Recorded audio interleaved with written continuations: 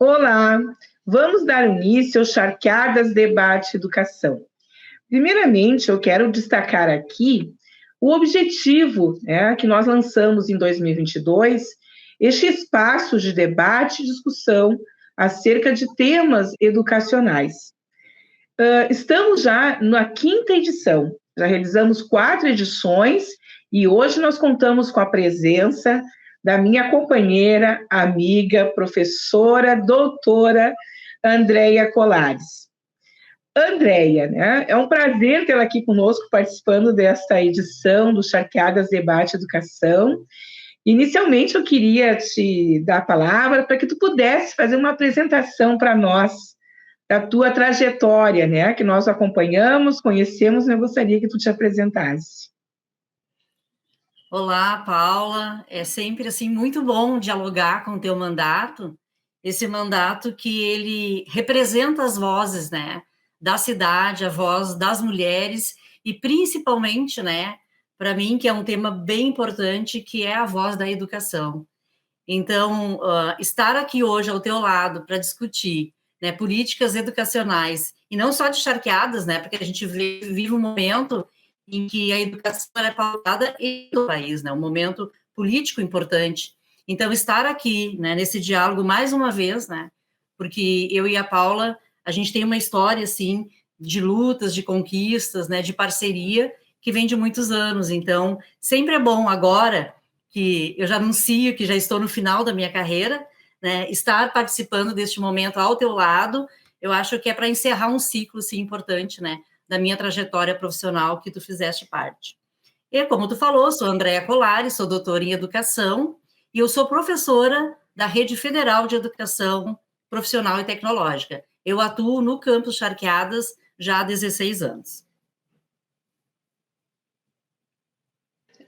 Andréia, neste contexto que a gente coloca, assim, de estar vivenciando como professora também, tu da rede federal, eu da rede municipal, no final de carreira também, estamos nós duas, assim, prestes a nos aposentar, mas sempre militando na questão da educação, e esse compromisso, ele perpassa qualquer questão, eu gostaria de te perguntar, assim, inicialmente, para a gente começar esse diálogo, essa conversa, neste momento que nós estamos vivenciando, acho que é importante a gente fazer uma avaliação dos investimentos, da política educacional que nós estamos, neste momento, assim, assistindo, E, especialmente, que tu pudesse abordar, tu enquanto servidora, como é que tu está vendo esse momento, assim, que nós estamos enfrentando na questão da educação? Ótimo, Paula. Eu defino, assim, como ao longo de anos difíceis, os institutos federais, e eu falo dos institutos federais do Brasil inteiro, não só do campus Charqueadas, Paulo? A gente resistiu a uma destruição do Estado brasileiro, Então, todo o ataque do governo neoliberal que foi feito aos IFES, mostra o quanto esse governo ele temia que a educação pública, gratuita, de qualidade, que é realizada nas nossas instituições, ela podia principalmente ampliar a liberdade de pensar e agir. Então, a gente promovia esse pensar e agir com autonomia, com coerência, em onde todos os estudantes, educadores, comunidade, eram convidados para esse debate. Então, não tem sido fácil, Paula, a gente sabe disso, O fascismo, ele andou à nossa espreita. Então, o certo é que, se nós não tivéssemos mantido acesas as chamas da educação, da democracia, os tempos ruins, eles poderiam ter sido bem piores, Então, agora, eu acredito que é hora de fazer vencer a verdade, A gente conseguiu impedir que os valores humanos, que o nosso país continuasse sendo destruídos. A gente, juntas, impediu. Então, o nosso compromisso, ele vai além de nós mesmos, É com essa geração atual, dos nossos estudantes de hoje, mas também com as futuras. Então, mais que nunca, a hora é agora, E eu trago para vocês aqui, inclusive, eu conversei com o meu diretor do Campus Charqueadas, que eu traria, essa carta que foi escrita, Paula, por ex-reitores e reitoras das universidades federais. Eles fizeram uma carta pela democracia, dado o risco que a gente corria. Então, o que a gente diz?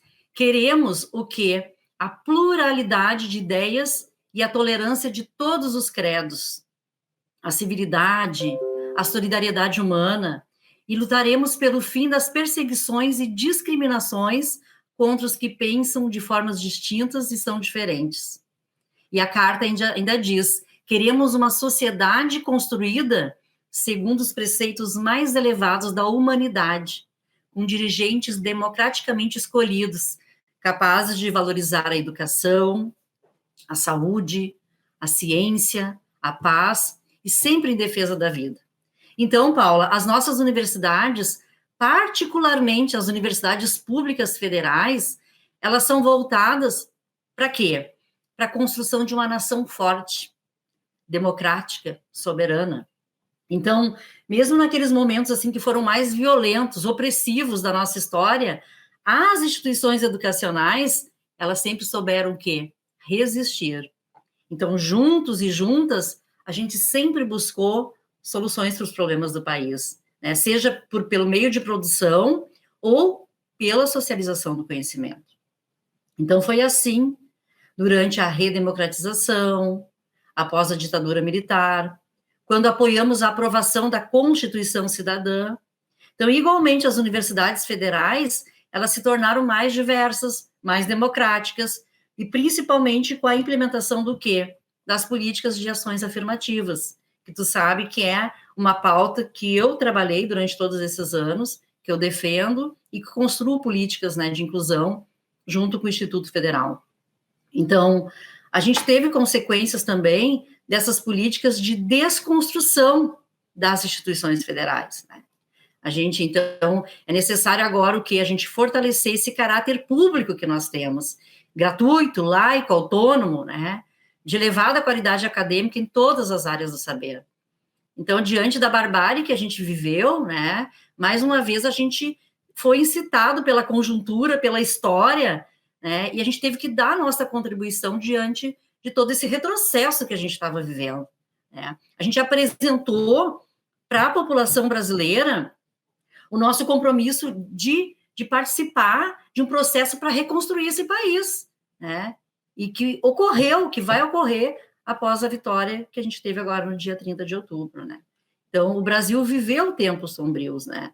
No campo da educação pública, por exemplo, a gente acompanhou, como servidora pública federal, como professora, uma destruição geral das estruturas do Estado, principalmente onde a gente olhava para as políticas públicas, como foi o caso, né, Paula, do Ministério da Educação, e que foi muito intensificado pelo atual governo. Então, a desconstrução, ela passou pelo Conselho Nacional de Educação, e depois ela se estendeu para o FNDE, para o Fundeb, para o INEP, para o CAPES, né? Então, me parecia, assim, que era um desmonte programado, né? É sem precedente na história brasileira. Então, a partir disso, né, a partir da educação, o que aconteceu, na minha opinião? Um terrível avanço das forças antidemocráticas, do negacionismo, contra a saúde, contra a ciência, e toda essa história que você já sabe, né? Então, o que aconteceu? A destruição, ela foi enorme, né? Então, estava em curso, né? E os reitores reafirmam isso na sua carta, um processo de sufocamento orçamentário também, que a gente tem que falar, né, Paulo, sobre a questão do nosso orçamento também. Não tem nada a ver com questão fiscal, não. Os cortes, eles tinham um objetivo, e eu sempre dizia isso, né? A gente denunciava isso, que o objetivo era inviabilizar a própria existência das instituições federais de ensino, as universidades e os institutos federais. E muitas pessoas não queriam entender esse desmonte programado. Então, a gente teve queda no orçamento, que passou dos 50% dos recursos, eu estou buscando esses dados agora aqui, que era destinado ao pagamento de despesas correntes também, e também 96% dos recursos que eram destinados aos investimentos. Tudo isso, Paula, foi cortado, e quem é o mais, né, atingido nisso tudo é o nosso estudante. É isso. O que a gente percebe no mundo da educação, falaste com muita propriedade, né? A gente a gente costuma dizer que são tempos difíceis, né? Mas que agora vislumbramos a esperança, né, de um novo ciclo aí. Mas eu queria então te perguntar assim, qual é o papel da educação e na vida das pessoas diante de tudo isso que a gente vivenciou e está por construir, né? Na verdade, como que a gente vai recolocar a educação, né, nesse processo de transição que nós estamos passando neste momento, né? É um desafio para todos nós, sem dúvida, mas eu te deixo esse questionamento também para que a gente possa pensar, refletir, né, e mais do que isso, assim, poder traduzir para as pessoas a importância da educação na vida de cada um de nós, né, e que esses investimentos, como tu bem colocaste, que aconteceu na educação, na saúde também, né, mas na educação, que foi uma das grandes prejudicadas em relação a esses cortes, isso nada é por acaso, nós sabemos, né? Tudo tem essa intenção por detrás, como tu bem colocaste, de poder fazer com que as pessoas não tenham, na verdade, o acesso que nós queremos que elas tenham numa educação superior, né, na sua formação, na verdade, né? Então, eu te pergunto, assim, o que muda na vida das pessoas a questão da educação, como é que a gente vai realocar agora a educação nesse período de transição que nós estamos vivenciando? Eu fico muito feliz, Paula, de ter a oportunidade, como eu disse no fechamento desse meu ciclo, de poder fazer uma fala realmente, assim, das coisas que eu defendo e que eu acredito, porque muitas vezes, né, tu sabe o quanto eu participo, assim, de momentos, diversos espaços, e tu tem que ter cuidado com as coisas que tu fala, os teus posicionamentos, mas eu sempre fui uma professora e muito aprendi contigo na luta de me posicionar. Então, hoje está aqui no Educação e Debate é ter a oportunidade de ser livre para dizer realmente as coisas que eu penso e que eu acredito. Eu acho que no fim de um ciclo, toda professora, ela teria que ter um espaço junto com a Paula para dizer as coisas que ela defende e também as coisas que ela viu acontecer e que ela denunciou. E a partir da tua pergunta, eu penso que a sociedade brasileira hoje, né, especialmente após a pandemia, eu acho que as nossas universidades, elas são responsáveis por mais de 80% das pesquisas do nosso país, né? Então, muitas dessas pesquisas são desenvolvidas onde, Paula? Nos programas de pós-graduação e pesquisa. Entretanto, a ciência, assim como a educação, foi fortemente afetada, né, pela brutal queda de recursos que eu falei e que tu ratificou, né, particularmente no caso do Ministério da Ciência e Tecnologia e Inovações. Então, foram enormes perdas para o CNPq, né? Então, isso vai ser algo, assim, que vai ser bem importante retomar isso agora, nesse processo de transição que tu me perguntou, né? E também todos os desvios que teve no fundo, né? Que foi um montante de 35 bilhões de reais, né? Isso foi um levantamento de dados do Centro de Estudos Sou Ciência. Então, é para pensar que há uma transição bem séria a ser feita para dar conta de todos esses desastres que aconteceram, né? Então, o conflito que foi instaurado nas nossas instituições hoje se soma ao processo de um controle ilegítimo, restrições orçamentárias, como eu falei, e o próprio arroxo salarial.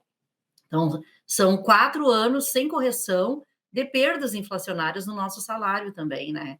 Bem como a destruição de todas as instituições que eram voltadas para a educação, para a ciência, para a tecnologia, para a saúde, para o meio ambiente, para a reforma agrária, para a arte, para a cultura, né? Então, a gente sabe que essas instituições, elas serão fundamentais para o processo que virá agora, a partir das eleições deste governo democrático e com compromissos populares liderados por Luiz Inácio Lula da Silva.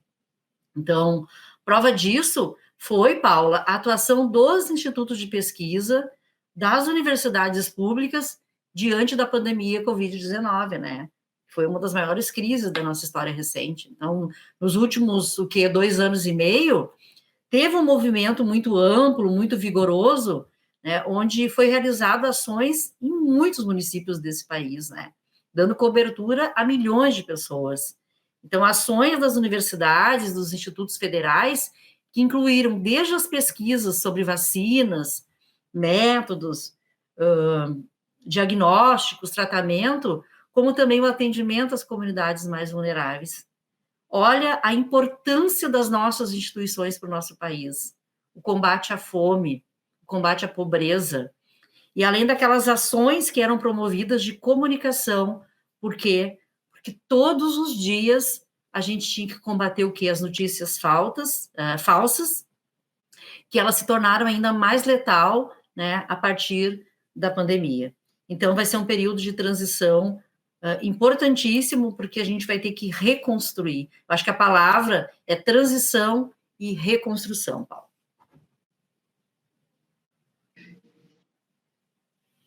Ouvindo assim, Andréia, tu falar sobre construção e reconstrução, eu me reporto aqui a um pensamento de Paulo Freire, né, onde ele dizia isso para nós, e foi muito utilizado por nós durante este processo de eleição esse ano, né, que é aquela frase do esperançar, né, nós estamos nesse estágio agora, né, e onde dizia que esperançar-se é se levantar, é ir atrás, é construir, que é exatamente o que tu colocas para nós aqui, né?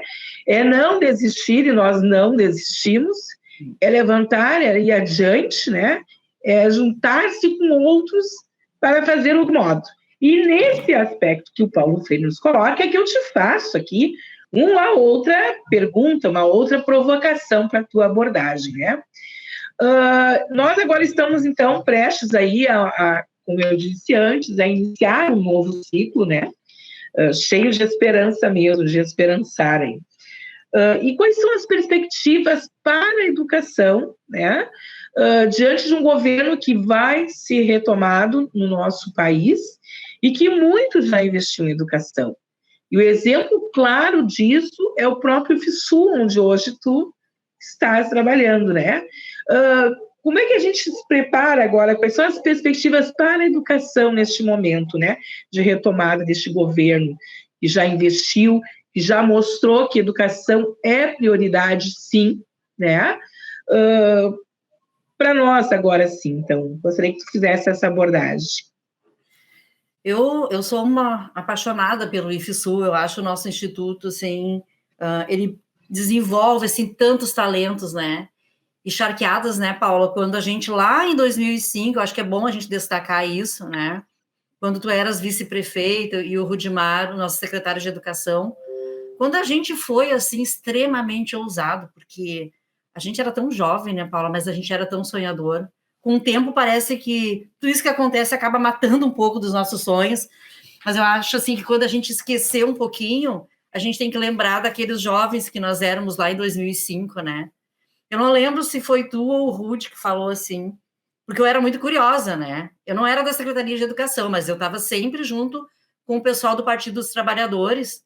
E aí, quando veio o pessoal do governo, encharqueados, ainda não era Rosário Eliezer, era outro companheiro.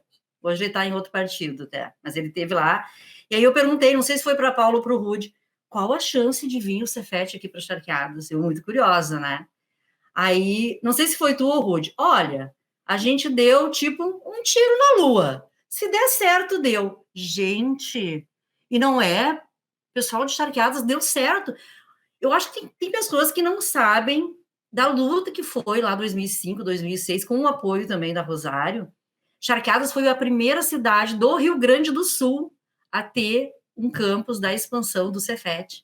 A gente foi o primeiro, então, dos 14 campos agora, dos 12 que foi da expansão, porque já tinha, tinha Pelotas, KVG e Sapucaia, né, Paula? Eram os 3.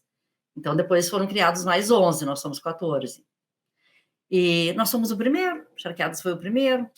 E eu ter sido a primeira professora da cidade a ingressar também ali em 2007, eu nem imaginava, assim, o quanto o Cefet, ele mudaria a minha vida, e como ele mudou a vida das pessoas da nossa cidade, né? Tantos estudantes que estiveram ali, colegas professoras que fizeram cursos de especialização. Eu era muito feliz, professora no município de Charqueadas, sabe? Eu custei, inclusive, para desapegar e saber e entender que eu viraria uma professora da rede federal, né? Tem muitas pessoas que estiveram ao meu lado neste momento de escolha, né? E principalmente fazer um mestrado e doutorado para nós, né, Paula? Era tão distante naquela época. mas a gente sabia a educação que a gente defendia, o lugar que a gente ocupava. Então, o Cefet, o IFSU, ele mudou a minha vida e mudou a vida de muitas pessoas ali da cidade de Charqueadas. E por quê, né? Por essas políticas que a gente sabe que vai ter continuidade agora no governo Lula, né? Porque quando ele assumiu a presidência lá em 2003, tá? Eu acho que muitas pessoas não sabem, e eu disse para Paulo que eu traria esses dados, porque é importante. Quando o Lula assumiu em 2003, pessoal, havia apenas 140 escolas técnicas federais em todo o Brasil.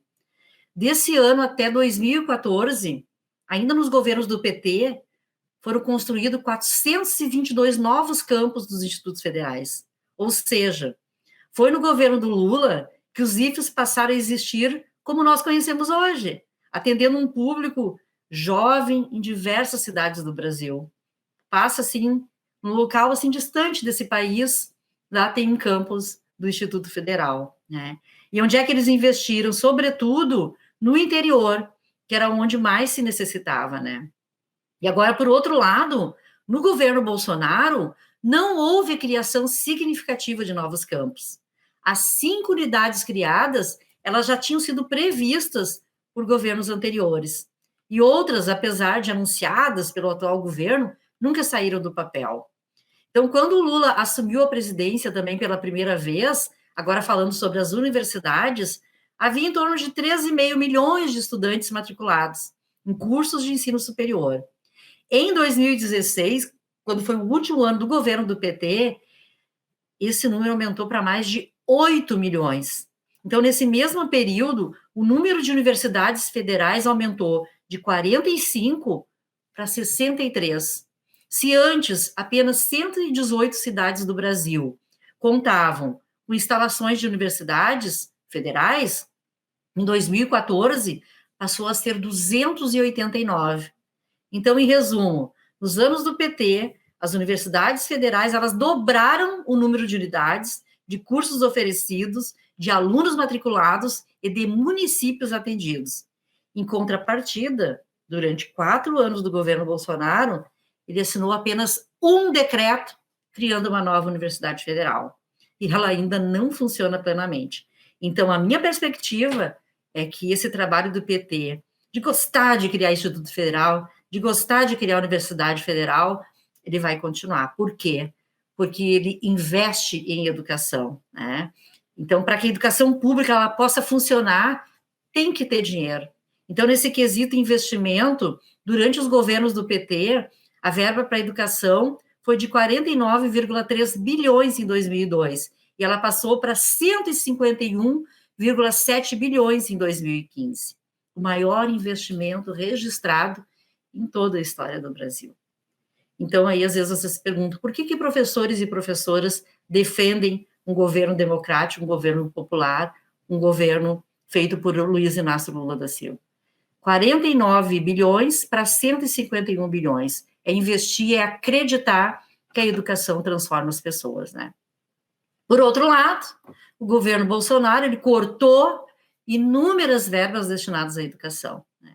Apesar das universidades elas terem sido fundamentais para ajudar o país durante a pandemia, muitas delas estão correndo risco de fechar.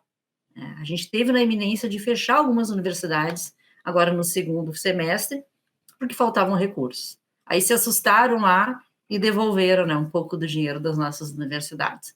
Com medo de perder a eleição, né? Mas as pessoas, elas compreendem, né, a importância da educação nas suas cidades, né, nos seus estados. E além disso, gente, os institutos federais, os IFES, né, a gente está com vários estudantes ainda com dificuldades de continuar estudando, porque não tem mais a verba para alimentação e para nossa assistência estudantil. Então, a desculpa de que o país está sem dinheiro não serve, porque o governo continua gastando com outras pautas que passam longe, né, da educação dos nossos alunos, né, liberando dinheiro que vocês acompanham e sabem das notícias, né. E também outro ponto que eu destaco, né, e eu acho que esse governo, assim, é uma perspectiva, é o emprego para a juventude, a gente tem que falar de emprego, né. Então, depois que os nossos jovens, eles se formam ali no ensino médio integrado ou no superior, ele tem muito desejo, Paulo, de conseguir um bom emprego, né? Eu acho que uma vida melhor é qualificação, né? É ser estudante de uma universidade, do Instituto Federal, mas também ter um bom emprego, né? Quando o Lula assumiu lá na presidência, ele tinha 13% da população brasileira desempregada, né? Então, ao longo desses governos do PT, 20 milhões de empregos foram gerados. Então, chegando à taxa de 4,9% de desempregados, a menor de toda a história. Então, é isso que a gente quer que Lula volte, e ele disse que ele vai fazer melhor ainda, então é o que a gente espera, né? Então, por outro lado, eu sempre faço o contraponto, depois que o PT saiu do governo, o número de desempregados, ele voltou a crescer. Então, hoje, são 9% dos trabalhadores que estão sem emprego, né? E como se não bastasse, os empregos hoje são piores do que foram no passado, porque muitos trabalhadores, eles não possuem sequer carteira assinada, direitos básicos, e o salário mínimo, né, não teve nenhum aumento real. Então, o que a gente espera é que o governo Lula volte, né, como eu disse no vídeo que eu gravei lá na campanha, para o Brasil ser feliz de novo. É isso que a gente espera, Paulo. Então, né, André, te ouvindo, assim, acho que é importante contextualizar esse processo todo, né, de sociedade. De fato, a gente vê a repercussão disso, como tu colocaste, no mercado de trabalho, em outras tantas áreas, né, porque nós sabemos a importância de um governo que nós não percebemos durante esse governo que está aí, né, esses investimentos significativos em educação. Tu fizeste um pouco dessa retomada, assim, do Sul Charqueadas, né, que foi uma conquista para a cidade, uma conquista para a região carbonífera, né, em relação ao desenvolvimento econômico, social, educacional, que são questões importantes da gente também trazer para que as pessoas que nos assistem, né, possam também refletir sobre o momento de quando a gente investe em educação, a gente está abrindo um leque de possibilidades para a juventude, né, para essas pessoas que vão buscando a sua formação qualificada para atuar depois, né? E nesse sentido, esses dados que tu nos traz, eles comprovam isso que a gente fala, e não é apenas um discurso vazio, não. Com dados a gente consegue comprovar realmente a utilização de recursos, a questão da prioridade que o nosso governo sempre deu, os governos petistas e o governo Lula, enfim, deram, para a questão da educação. E essa retomada desse novo momento, esse novo ciclo que nós vamos, a partir de 2023, e a gente costuma dizer isso, e dizíamos muito durante esse processo de eleição, de campanha, de que nós queremos voltar a ser felizes, justamente para que a gente não precise estar nas esquinas, nas escolas, nas ruas, reivindicando aquilo que é nosso de direito. Isso é importante as pessoas perceberem, né? O quanto nós, educadores, de forma geral, nos nossos espaços, sofremos com essa falta de investimentos na educação, e, em todos os aspectos, aspecto físico das escolas, a questão da valorização profissional, a questão do aluno, como tu colocas aqui muito bem, em relação à falta de recursos que esse aluno tem, o transporte, a alimentação, Então, é uma série de questões que a gente precisa, sim, fazer esse debate, essa discussão, para levar as pessoas a essa reflexão também, E tu bem colocaste em relação a isso, que a educação transforma as pessoas, para as pessoas transformarem o mundo, E a gente percebe um momento muito difícil que a gente está vivendo, onde, infelizmente, o que prepondera não é o amor que nós queríamos tanto assim, e que hoje nós vamos restabelecer isso.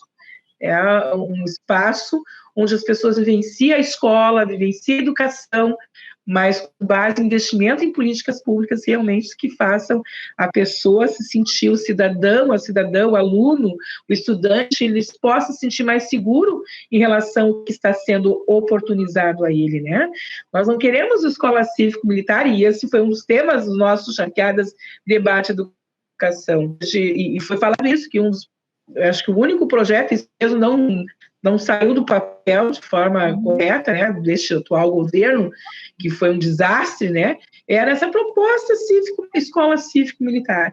Então, assim, um absurdo que a gente queira retroceder em avanços significativos que nós tivemos, inclusive nas instituições de educação, a eleição de diretores, né, a gestão democrática, que a gente sempre fala, né, e que é uma questão de uma vivência do nosso projeto, né, a gestão democrática, a eleição de diretores, enfim, outras bandeiras que nós temos, né?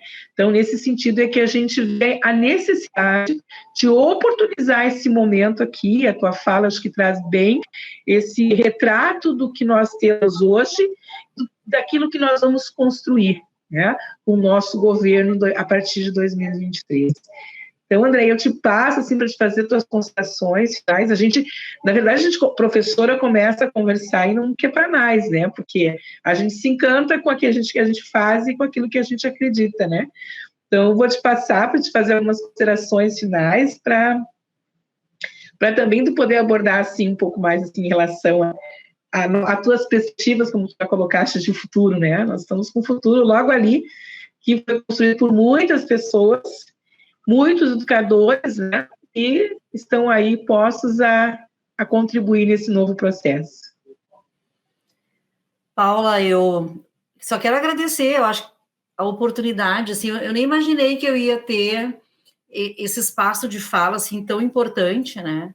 Eu até tinha pensado, eu ia gravar alguma coisa e postar nas minhas redes sociais, mas eu sei que falar para as tuas redes, ela tem um alcance bem grande, então eu só quero agradecer a ti, a tua equipe, né, pelo convite, por me dar esse espaço, como eu falei lá no início, que é de encerramento mesmo de ciclo, né.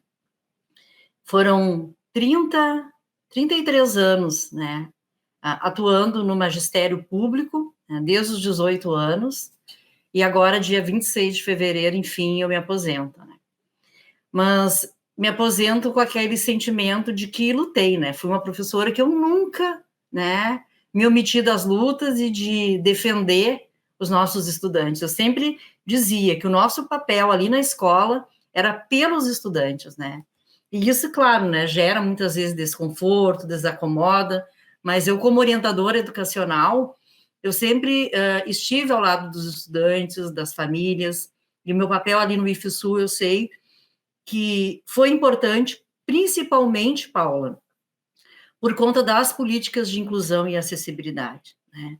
Foi Charqueadas que levantou a discussão, que com aquela gurizada de 14 anos, fez um projeto que ficou conhecido no país inteiro. Aqueles gurias da mecatrônica que criaram o primeiro projeto de tecnologia assistiva do IFSU, que foi o óculos mouse. A partir dali, a gente nem imaginava a transformação que a gente faria no Cefet e no IFSU inteiro, porque 2014 a 2017 eu trabalhei na reitoria como chefe de ações inclusivas e nós construímos a política de inclusão e acessibilidade para o Instituto.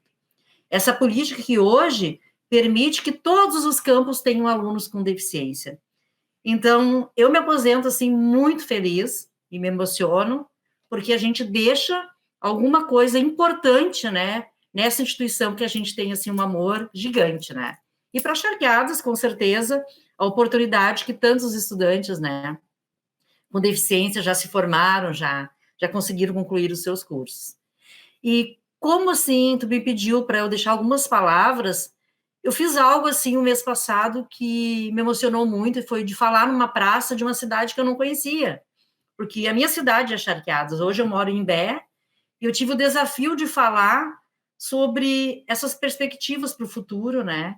Como eu vou falar, e como tu, Paula, vai falar daqui a alguns anos, sobre o dia 30 de outubro. Então, eu vou encerrar falando um pequeno trecho disso que eu falei na praça, e que daqui a alguns anos, Paula, a gente vai contar para a Betina, né? A gente vai contar, talvez, para os filhos do Tainan e da Gabi, que estão aqui me escutando, e eu estou cobrando, que agora eu vou ser aposentada, eu quero ter os meus netos, então é para eles que a gente está escrevendo essa história hoje. E eu disse isso aqui, lá na praça, ó. Daqui a 10, 30, 50 anos, os que ainda estivermos vivos, poderemos contar com orgulho para os nossos filhos, netos e bisnetos. Naquele domingo, 30 de outubro de 2022, nós, Paula, estivemos do lado certo. Não era um lado homogêneo dos que votaram para salvar o país da catástrofe bolsonarista. Pelo contrário, éramos gente de todos os cantos do espectro político, mas que passamos por cima das nossas diferenças por concordarmos com alguns pontos inegociáveis, que só poderíamos ter uma vida digna na democracia. Que numa terra redonda, a ciência é quem decide que remédio funciona e qual é a charlatanice. Que quando centenas de milhares de brasileiros morrem, prestamos as nossas condolências e solidariedade. Não os imitamos às gargalhadas morrendo por asfixia. Ao decidirmos, Paula, votar em Lula e Alckmin naquele 30 de outubro, nós não escolhemos uma chapa ou só um partido político. Nós participamos de um plebiscito entre ditadura e democracia. Nos unimos por sermos conservadores. Queríamos conservar a Amazônia. Queríamos conservar o SUS. Queríamos conservar as instituições e o Estado de Direito. Acreditávamos que os brasileiros e brasileiras só seriam livres se tivessem todos eles, pretos e brancos, ricos e pobres, educação de qualidade. Acreditávamos na liberdade de crença de todas as religiões. Nos unimos porque nós fomos revolucionários. Acreditávamos que o Brasil não estava fadado ao fracasso, que ele podia muito mais do que aquela desgraça que nos engolia dia após dia. Paula, Rosângela, a mulherada toda que esteve ao nosso lado, de charqueadas da região carbonífera do Rio Grande do Sul e do país, nós juntas, com os nossos companheiros, com as crianças, com os idosos, com as pessoas com deficiência, com os negros, com os índios, com a população LGBTI, que ia mais, a gente começou a construir o quê? Um Brasil do tamanho dos nossos sonhos e possibilidades. Para dizer para os nossos filhos e filhas, netos, bisnetos e bisnetas, algum dia lá na frente, que o Brasil que eles vivem, um Brasil justo, sem ódio, plural, diverso, próspero e generoso, ele foi fruto da nossa luta, foi fruto da nossa união. Apostar, Paula, nesse novo tempo é abraçar com a alegria mais revolucionária que há. O comovido, o urgente regresso à democracia, à arte, à cultura, à inclusão social, às pautas e políticas de interesse público, ao respeito às diversidades, aos povos originários, às nossas florestas, às nossas fronteiras, à soberania, à vida, enfim. É isso que eu acredito num país melhor para todos e todas. Olha só, né? Venceu a democracia, venceu o amor, venceu a esperança, né? Que bom. E que bom poder contar contigo nesse espaço Charqueadas Debate Educação. Deixa eu te dizer que tu vai te aposentar do IFSU lá diariamente, né, ao teu local de trabalho. Mas nós não vamos deixar tu te aposentar, não, desses espaços que nós vamos estar te requisitando, aguarde, porque continuarás trabalhando bastante, não pensa que tu vai te aposentar, que tu vai ficar quietinho no teu cantinho em Bé, não, né? Nós vamos te solicitar muito aqui na cidade de Charqueadas, e tenho certeza por aí afora, né? Antes de tu também planejar esse teu futuro aí claro que a gente reconhece toda a contribuição que tu deu, mas continuará dando para a educação e para todas nós, né? André, acho que foi uma conversa, assim, muito importante, a tua fala, as tuas considerações, as tuas contribuições para as pessoas, para todos nós, né? Tu que tem toda essa trajetória política, profissional, né, pessoal, baseada e alicerçada na questão, e nesse olhar e esse compromisso com a educação, né? para nós é importante dar esse espaço para as pessoas, todos e todas, que pensam como nós acreditamos nessa educação transformadora, nessa educação que une as pessoas, né, para algo melhor e para o amor, como a gente tem dito sempre, né? Então, eu quero te agradecer em nome do nosso mandato, né, um mandato petista, que tem, sim, esse compromisso fundamental, assim, na questão da vida das pessoas, né, porque isso que importa, realmente, é a vida das pessoas, e aqui nesse espaço a gente traz sempre o tema educação, porque, como já dissemos, acreditamos que ela que transforma as pessoas mesmo, né? Então, nós só temos a agradecer. Muito obrigada por este carinho, pela tua participação, pela tua sempre disposição em contribuir conosco, né? E a outra continua, né, companheira? A gente sabe que tem um longo caminho a percorrer ainda, né? E que a gente possa estar juntas, sempre fortalecidas, né, nas lutas, para buscar essa educação de qualidade que nós tanto queremos que chegue até os nossos estudantes, né? Então, mais uma vez, nossa gratidão mesmo pela tua participação conosco. Aí a gente se vê por aí, né, nessas construções aí, tá bom? Muito obrigada.